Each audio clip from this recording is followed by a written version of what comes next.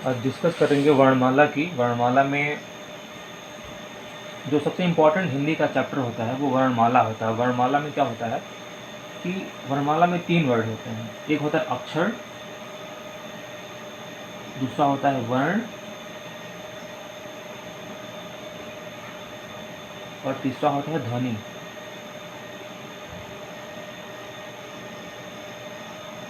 अक्षर वो होता है कि जिसका क्षरण ना हो सके, जिसको मतलब हम तोड़ ना सकें, जैसे कि अनाथ, ये जिसको हम लोग तोड़ ना सकें, मतलब जिसका क्षरण ना हो सके। वर्ण क्या होता है कि भाषा की सबसे छोटी लिखित इकाई, जिसको वर्ण कहते हैं, भाषा की सबसे छोटी लिखित इकाई होती है।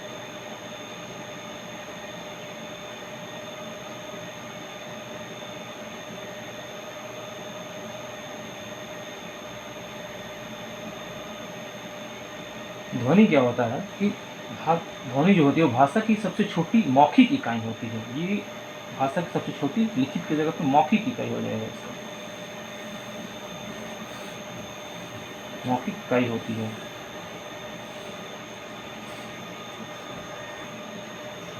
तो वर्ण जो होता है वो स्वर और व्यंजन का एडिशन होता है। जैसे कोई वर्ण है, जैसे कि कमल, कमल, कोई कमल एक शब्द है। अब इसमें जो वर्ण हम क है वो केवल क नहीं है, इसमें स्वर और व्यंजन दोनों है। जैसे कि क प्लस में अ, तो यहाँ पे व्यंजन भी है, इसमें व्यंजन भी है और स्वर भी है। तो स्वर और व्यंजन इन दोनों का जो एडिशन होता है तो एक वर्ण बनता है। स्वर क्या होता है? जो स्वतंत्र रूप से बोला जाए, जिसको बोलने के लिए किसी व्यंजन का, किसी विसर्ग का जरूरत ना हो, जो स्वतंत्र रूप से बोला जाए उसको हम लोग स्वर बोलते हैं। जो स्वतंत्र रूप से बोला जाए,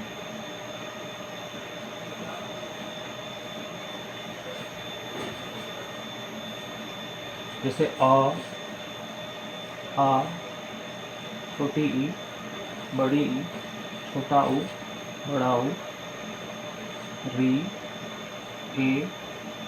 ए, ओ, आओ। इन वर्णों को बोलने के लिए हमें किसी, जैसे जो स्वतंत्र रूप से बोले जाएं वो स्वर हो गए। ये हो गया 11, ये टोटल 11 होते हैं।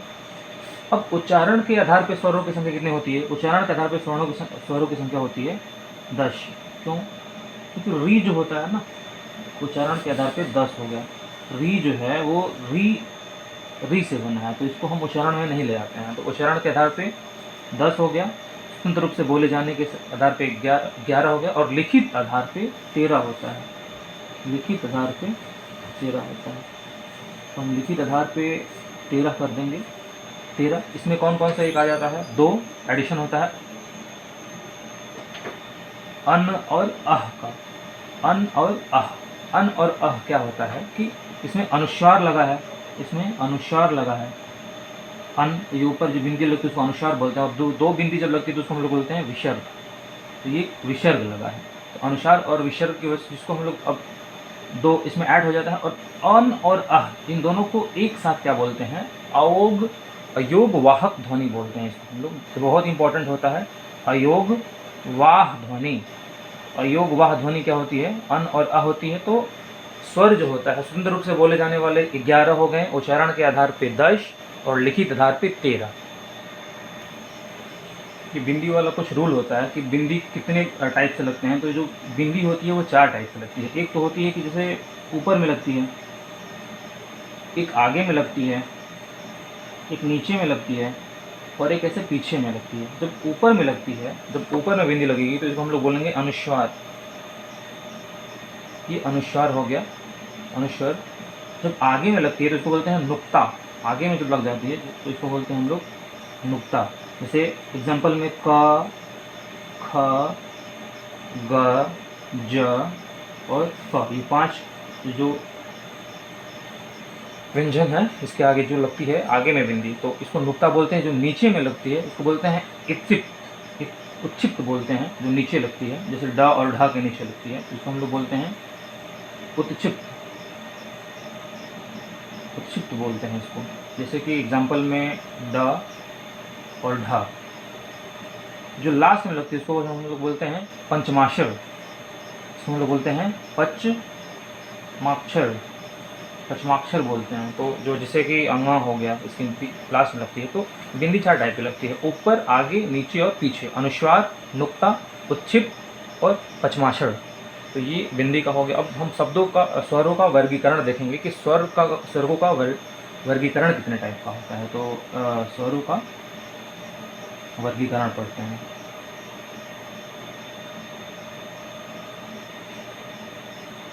मात्रा के आधार पे, पहला मात्रा के आधार पे 3 प्रकार का होता है। मात्रा के आधार पे कौन कौन सा होता है? फर्स्ट हश्व, जिसको हम लोग हश्व को लघु भी बोलते हैं या फिर छोटा बोलते हैं।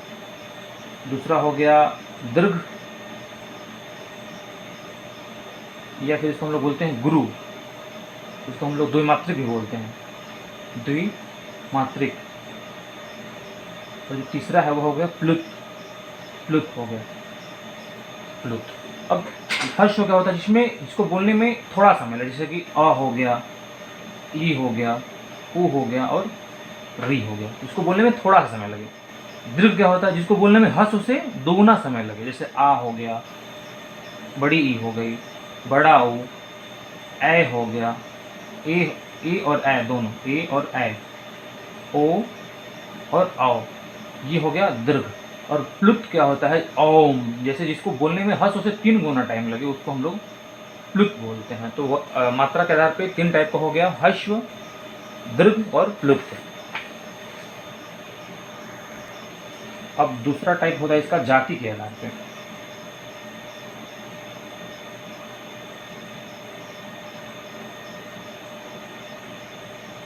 जाति के आधार पर कितने टाइप का होता है? सजातीय और विजातीय। सजातीय हो गया और इधर हम लोग लिख लेंगे विजातीय। अब सजातीय क्या होते हैं? जैसे कि जिसमें एक ही स्वर आए, एक ही टाइप के, जैसे कि आ है, आ में अ प्लस में अ। बड़ी ई में क्या होता है? छोटी ई प्लस छोटी ई होती है। और बड़ा ऊ में क्या होता है? छोटा ऊ प्लस में छोटा ऊ होता है। तो ये हो गया सजातीय। विजातीय क्या होता है? जिसमें कि जो दोनों अलग अलग मिलके बनते हैं, जैसे कि ए है, ए में क्या होगा? ई प्लस में अ, छोटा ई और अ। तो ए में छोटा ए में ए प्लस में अ, और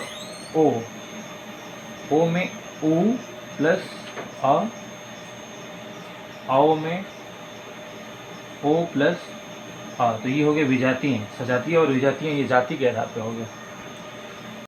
जीव के आधार पे 3 टाइप का होता है, अग्रस्वर, मध्य और पश्च। अब अग्र में क्या होता है? जो जीव के आगे वाले भाग से बोले जाएं, जैसे कि छोटी ई, बड़ी ई, ए और ए। मध्य में हो गया, मध्य को जिसको मतलब उदासीन भी बोलते हैं, उसमें अ आता है। और पश्च जो जीव के पिछले वाले भाग के बाकी के 6, जैसे आ है, छोटा ऊ, बड़ा ऊ, री, ओ, ये सब जीव के पिछले वाले भाग से बोले जाते हैं, तो हम उसको पश्च में रखते हैं हम लोग। चौथा जो स्वर का वर्गीकरण होता है वो मुख खुलने के आधार पर होता है। मुख खुलने के आधार पर, ये खुलने के आधार पर, मुख खुलने के आधार पर कितने टाइप का होता है? जैसे कि इसमें होता है सवृत होता है, दूसरा होता है अर्धसवृत, ये संवृत है, अर्धसंवृत,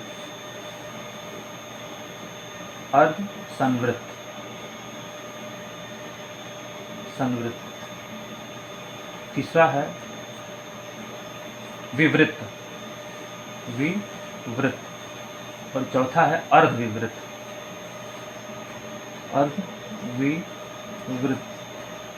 संवृत होता है जिसमें मुख बंद रहे, जिसमें मुख क्या है? बंद रहे, मतलब हल्का सा खुले, एकदम बंद रहे। जैसे में ई उ, ई उ और बड़ा ऊ। अर्धसंवृत क्या होता है? जिसमें मुंह आधा बंद रहे, जैसे आधा बंद का मतलब कि ए और ओ। विवृत मतलब कि मुख पूरा खुले, मुख क्या हो? पूरा खुले, मुख पूरा खुला, मुख पूरा खुलता है, जिसमें आ में पूरा खुलता है। और अर्ध विवृत में मुख आधा जिसमें खुलता हो, मतलब मुख आधा खुलता हो। कैसे? जैसे कि अ, ऐ, ये ए है, केवल ए है, ओ नहीं है, केवल ए है। ए। और ये ऐ है, ऐ और औ। ये हो गया मुख खुलने के आधार पर। तो स्वर क्या है? स्वर बता दिए, स्वरों का वर्गीकरण मात्रा के आधार पे हर्ष, दीर्घ और प्लुत, जाति के आधार पर सजातीय, विजातीय, जीव के आधार पर अग्र, मध्य और पश्च, और मुख खुलने के आधार पर संवृत, अर्धसंवृत, विवृत और अर्धविवृत। अब हम पढ़ेंगे वर्ण कि वर्ण कितने होते हैं। वर्ण में क्या होता है? स्वर प्लस में व्यंजन प्लस में अयोगवाहक, अयोगवाहक, अयोगवाह जो अन और अ होता है, प्लस में संयुक्त व्यंजन। अब संयुक्त व्यंजन में बताएंगे क्या क्या होता है। संयुक्त व्यंजन प्लस में उत्क्षिप्त व्यंजन, इसमें हम लोग उत्क्षिप्त व्यंजन आते हैं। तो स्वर तो हो गया 11, उसके बाद में व्यंजन हो गए 33, अयोगवाहक हो गए 2, और संयुक्त व्यंजन हो गए 4, और उत्क्षिप्त हो गया 2। स्वर 11 बताए थे पहले, व्यंजन 33 बताएंगे आगे। अयोगवाहक क्या होता है? अन और अ होता है। 4 जो होते हैं संयुक्त होते हैं, उसमें आते हैं छ, त्र, ज्ञ और श्र। अब छ, त्र, ज्ञ, श्र का क्या है कि छ जो होता है, ये छ जो होता है वो क, श और अ से बना होता है, छ। त्र होता है क्या? वो त, र और अ से मिलकर बना होता है। ज्ञ क्या होता है? वो ज, य और अ से मिलकर बना होता है। श्र क्या होता है? वो श, र और प्लस में अ। ये जो हलंत लगता है, क में जो हलंत लगता है, ये मतलब बताता है कि क जो है पूर्ण वो है, व्यंजन है, इसमें किसी तरह का कोई मिक्सिंग नहीं है। क से अ बाहर निकल गया, ये वर्ण नहीं है। क, श, अ, छ हो गया।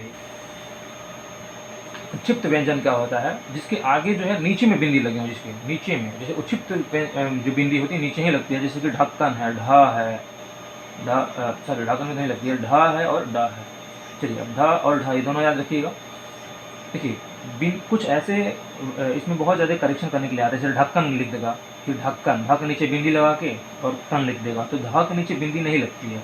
ढक्कन का करेक्ट होता है ढ, क, न, बिना बिंदी, ये बिना बिंदी का होता है, इसमें बिंदी नहीं होती है। ढक्कन का ये करेक्ट है, ये गलत है, बिंदी लग गया तो गलत है। अब देखिए बिंदी कहाँ कहाँ नहीं लगेगा। बिंदी जो है नीचे में, संक्षिप्त व्यंजन के नीचे में कब बिंदी नहीं लगेगा, इसके टोटल 5 रूल होते हैं कि कहाँ कहाँ नहीं लगेगा बिंदी, इसको बहुत ध्यान से समझना है। सबसे पहले अगर वर्ड इस शब्द की शुरुआत में ही उचित व्यंजन से हो रही है, जैसे कि ढक्कन है तो उसका शुरुआत हो रहा है ना ढक्कन, तो हम इसके नीचे ढ के नीचे बिंदी नहीं लगाएंगे। अंग्रेजी कोई शब्द हो, जैसे रोड है, बोर्ड है, तो इसमें देखिए ड के नीचे हम बिंदी नहीं लगाएंगे क्योंकि ये इंग्लिश वर्ड है। उसके बाद में अब 2 बार रिपीट हो रहा है अगर उचित वर्ण, तब नहीं लगाएंगे। जैसे कि उड्डयन मंत्रालय होता है ना, उड्डयन, उड्डयन होता है ये, उड्डयन में नीचे हम बिंदी नहीं लगाएंगे, ये 2 बार रिपीट हो गया। उसके बाद में नी, अगर हम कोई आगे अगर प्रत्यय आ गया, उपसर्ग आ गया, जैसे नी डर, नी उपसर्ग आ गया ना डर, तो नी उपसर्ग आ गया तो हम ड के नीचे नहीं लगाएंगे। कोई उपसर्ग अगर आता है, ये बहुत इंपॉर्टेंट होता है, उपसर्ग अगर आ गया तो हम आगे में बिंदी नहीं लगाएंगे। उसके बाद में कोई अगर अनुस्वार आ गया, जैसे चंडी माता, जैसे यहाँ कहीं लिखा होता है चंडी माता, तो हम चंडी के ऊपर में अगर अनुस्वार आ गया ना, तो हम अनुस्वार के बाद यहाँ बिंदी नहीं लगाएंगे, तो इधर लगाएंगे तो गलत हो जाएगा, बिंदी नहीं लगेगा। तो ये बिंदी लगाने का नियम होता है, औचित्य में ध्यान रखना है। वर्ण, स्वर, व्यंजन, अयोगवाहक, संयुक्तवाहक और औचित्य। अब हम व्यंजन पढ़ेंगे 13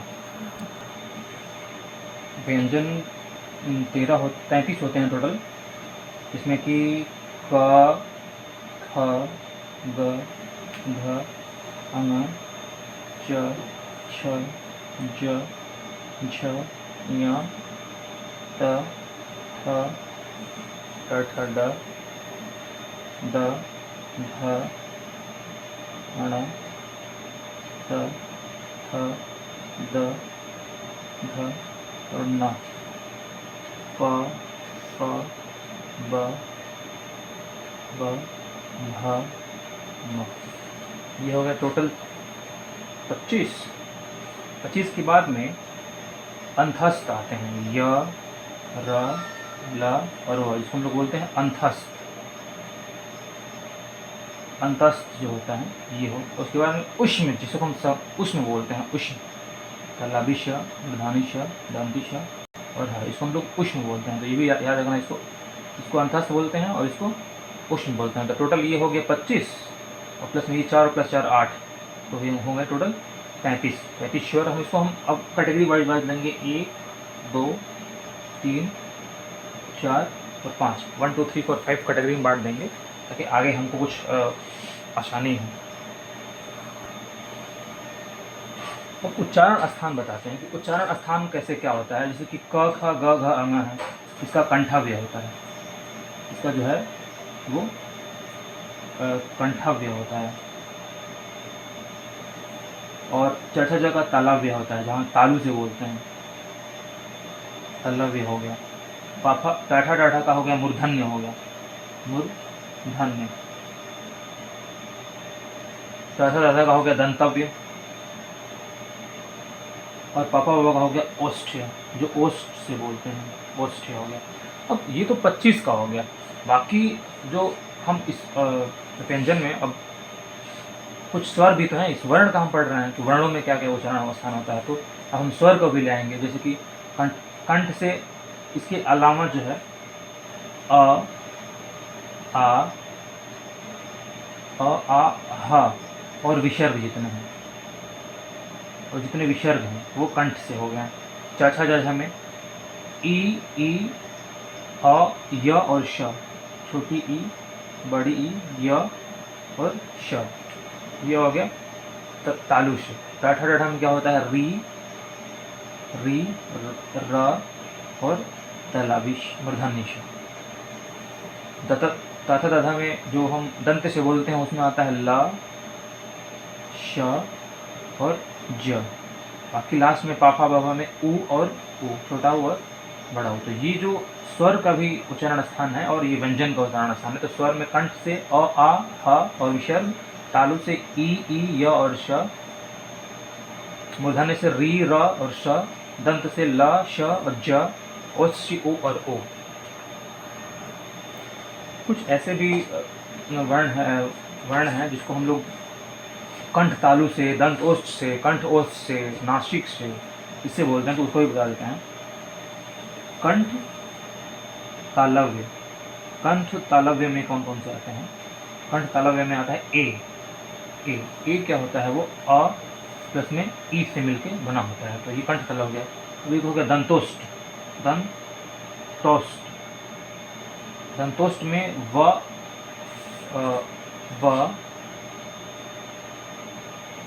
फ और ए ये होते हैं दंतोष्ठ।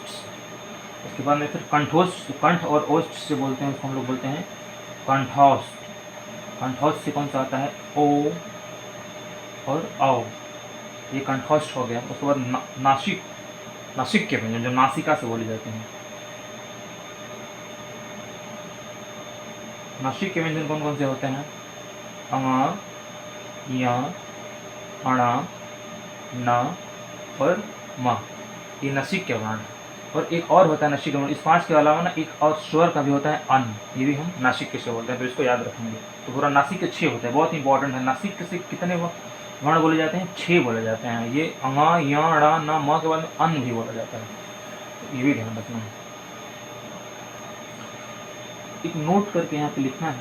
नोट एक आता है आपका जिसको हम लोग बोलते हैं प्रंकल्पित बोलते हैं, प्रंकल्पित बोलते हैं, या फिर हम लोग बोलते हैं लुंठित।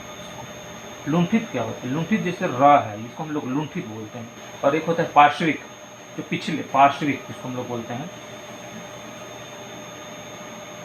पार्श्विक। तो पार्श्विक में आ जाता है ल। तो ये दोनों बहुत इंपॉर्टेंट होता है। लुंठित में हो जाता है र और पार्श्विक में हो जाता है ल। अब हम लोग पढ़ेंगे अल्प प्राण, महाप्राण, अघोष और सघोष व्यंजन कैसे होते हैं। अल्प प्राण, जिसमें कि कम प्राणवायु हमारी लगे। अल्प प्राण, महाप्राण, महाप्राण, अघोष और सघोष। ये बहुत इंपॉर्टेंट है, इसको समझना है। अल्प प्राण, महाप्राण, अघोष और सघोष। अल्प प्राण में क्या होता है, ये हम वर्गीकरण जो कराया था ना, इसी वर्गीकरण को लेके चलेंगे। पहला, तीसरा, पांचवा और अंतस्थ वाले। अंतस्थ, जैसे अंतस्थ में य, र, ल, व प्लस में अंगा। तो ये हो गए टोटल पहला, तीसरा, पांचवा, अंतस्थ। पहला, तीसरा, पांचवा का मतलब कि ये पहला वाला, ये फर्स्ट, ये सेकेंड, ये थर्ड, ये है पहला, तीसरा, पांचवा।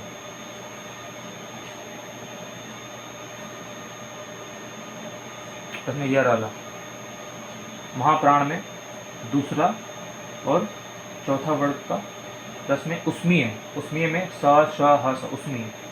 उसने अभी बताए थे पीछे में, उष्मीय में क्या क्या आता है, श, स और ह प्लस में ये ढ। उसके बाद में अघोष में आता है पहला, दूसरा प्लस में तलावी श, मूर्धानी श और दंती श। सघोष में क्या आता है, तीसरा, चौथा, पांचवा प्लस में ह, य, र, ल, व। तो ये हो गया सघोष।